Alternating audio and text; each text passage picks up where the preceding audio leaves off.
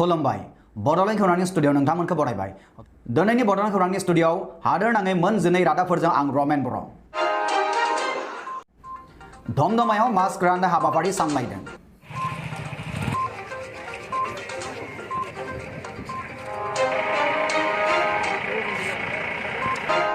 धमधमायाव Ramdhenu sports क्लाबनि mask राननाय हाबाफारि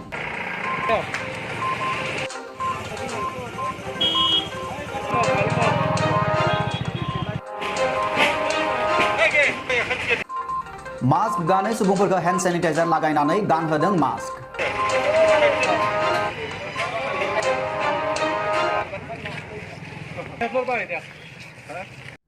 रायजोफोरखौ मास्क बाहायनायनि सांग्रांथि सोमजिहोनो थाखाय बे हाबाफारि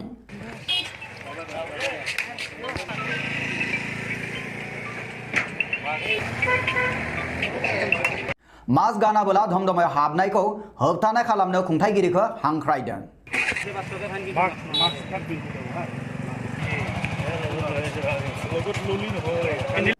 धमधमानि पुलिस मावदांसाफोरा हेफाजाब खालामदों बे हाबाफारिखौ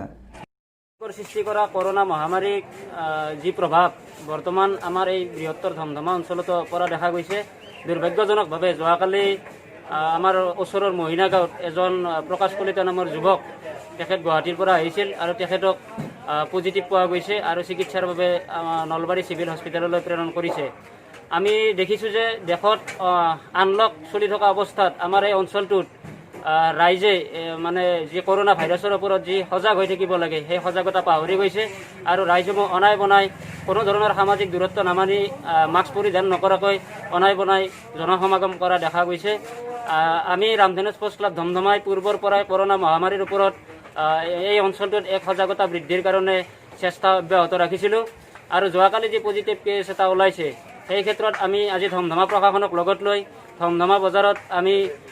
প্ৰায় 300তকৈ অধিক মাস্ক বিনামূলীয়াকৈ বিতৰণ কৰিলোঁ আৰু আমি প্ৰশাসনৰ ওচৰত দাবী জনাইছোঁ ক্লাবৰ তৰফৰ পৰা অহাকালিৰ পৰা যাতে কোনো লোক ধমধমাত মাস্ক পৰিধান নকৰাকৈ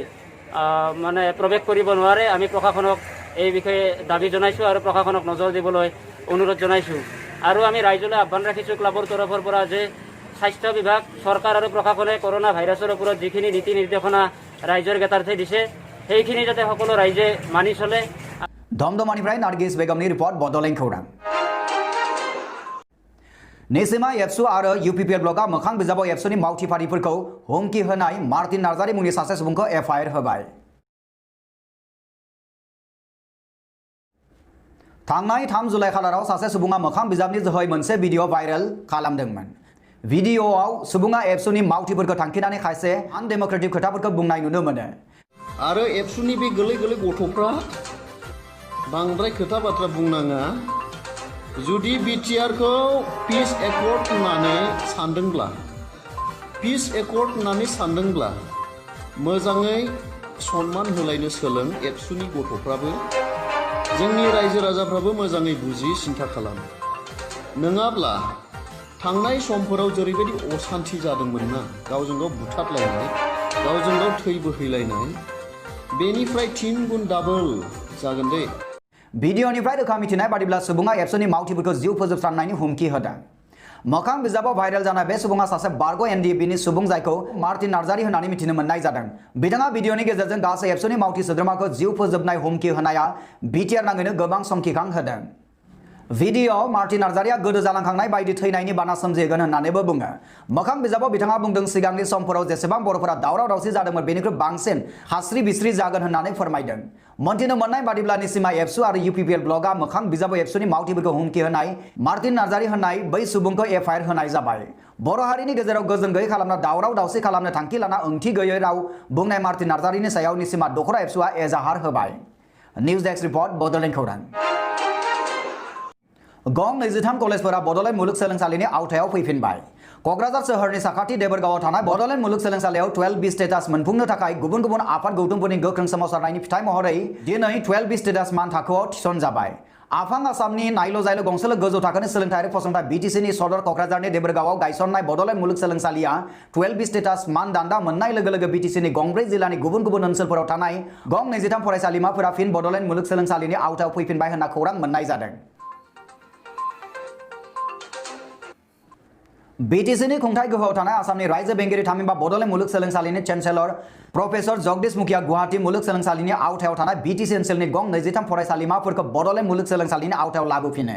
बिथाङा बे बिथोनखौ थांनाय 2 जुलाइ खालाराव गांसे मावखुलियारि नटिफिकेशननि गेजेरजों मिथिहोदों। ब्यूरो रिपर्ट बड'लेण्ड खौरां। आसामनि माइदुब्लियाव मन्त्रि प्रमिला रानी ब्रह्म राजखान्थि फोथाराव गिलिर बिबान रुजुना सुबुं समाजाव मैखोमै बिहोमा जगायबोना आसामनि सुबुं अनसाय बिफाननि मन्त्रि प्रमिला रानी ब्रह्मआ थांनाय 4 जुलाइ खालाराव आबाद फोथाराव माइ गायनाय ना गुरनायाव मुखुब नुनो मोननाय जादों। जानो हागौ ब्रह्म बिथाङा राजखान्थि फोथाराव मेंग्लिनायखौ बर'नि नंगुबै माइदुब्लियाव दान्दिसे गामियारिफोरजों गायनाय फुनायनि गोजोन लादों। बुहुम नाङैनो साग्लोबसानाय कर'ना भाइरासनि गोहोमाव मेंनाय गैया थाथ'नाय गैया क'क्राझार जिल्लानि इनचार्ज बिबान मोननानै गुबुन गुबुन ओनसोलफोरनि रायजो राजाफोरखौ सुलाद लाबाय थानाय मुखुब थासारिखौ दान्दिसे सम दोनथ'नानै आसामनि मन्त्रि प्रमिला रानी ब्रह्मआ क'क्राझार सोहोरनि साहा फारसे हलथुगाव तिनिआलि मोनसोर गामियाव थानाय गावनि आंगो माइ दुब्लियाव माइ गायनाय आरो ना गुरनायाव मुखुब थानायखौ नुनो मोननाय जादों। লাগিছে এটো মোৰ মানে হে খবৰ মানে কালচাৰ হয়। মই এনেকে কৰি কৰি পঢ়া শুনাও কৰিছো,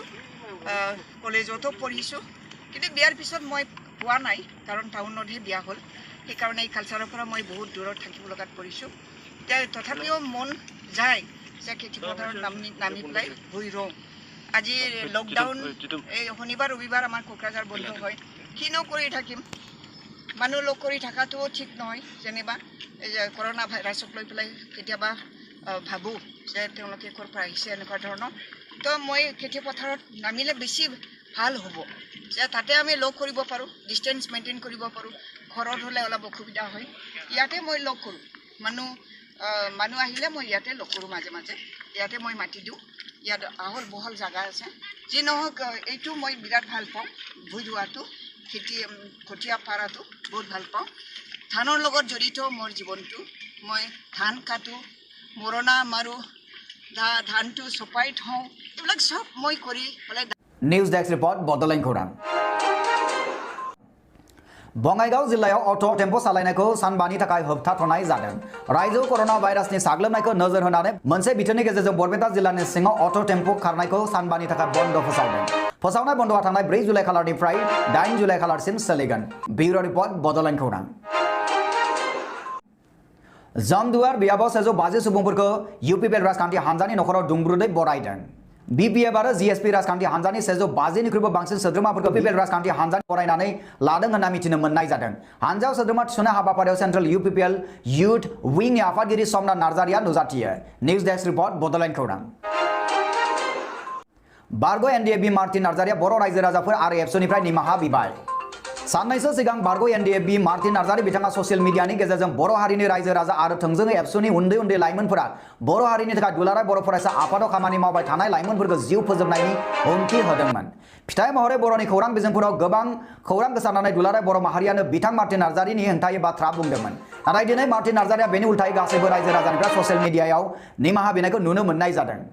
अदेबानि साननो गोनां बाथ्राया बेसोरदि बारग' NDFB मार्टिन नार्जारिया दासिमबो गावखौ गोरोन्थि होननानै गनायनानै लानो हायाखै। निउज डेस्क रिपर्ट बड'लेण्ड खौरां। अदालगुरि जिल्लानि सिङाव थानाय 38 नं भैरबकुन्द बियाबाव UPPL हान्जायाव आखाइ गोरोबहोनाय हाबाफारि सामलायदों। हाबाफारियाव भैरबकुन्द बियाबनि UPPLनि बिजाथि गबिन्द बसुमतारिया नुजाथियो। गोबां सुबुंफोरा UPPLआव हाबफैयो होननानै मिथिनो मोननाय जादों।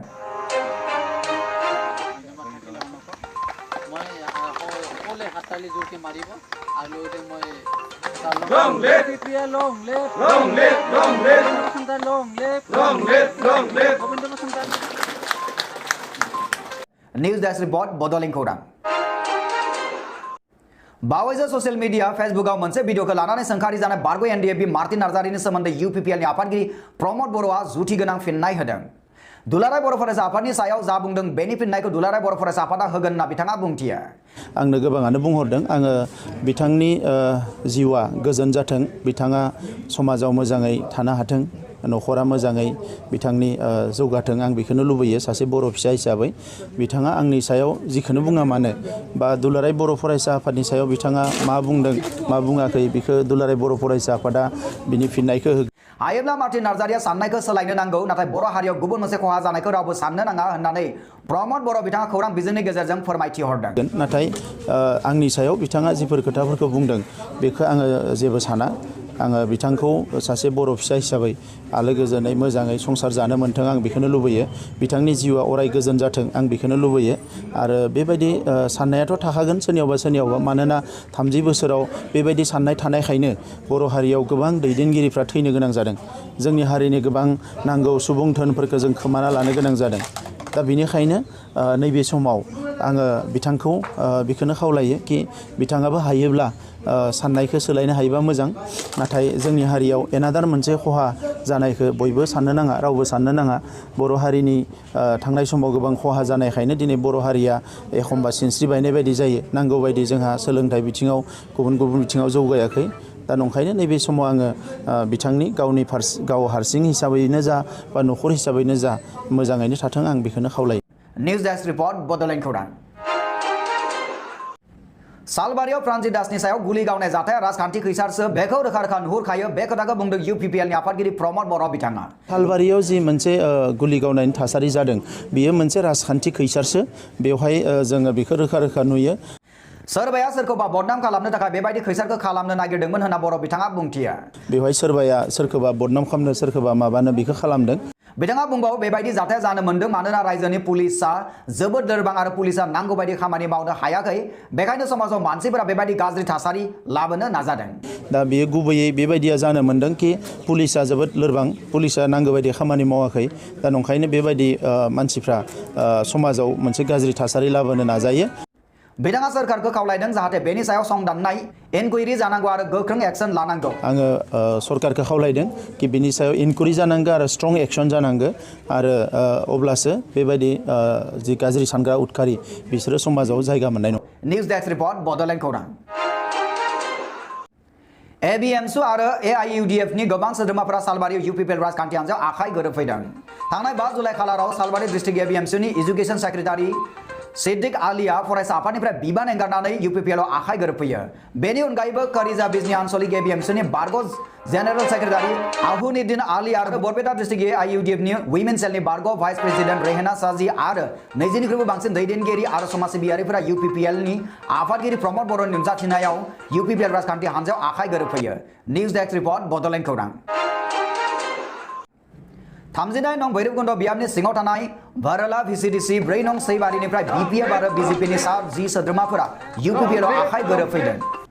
बे आखाइ गोरोबफैनाय हाबाफारिया जायो थांनाय 5 जुलाइ खालाराव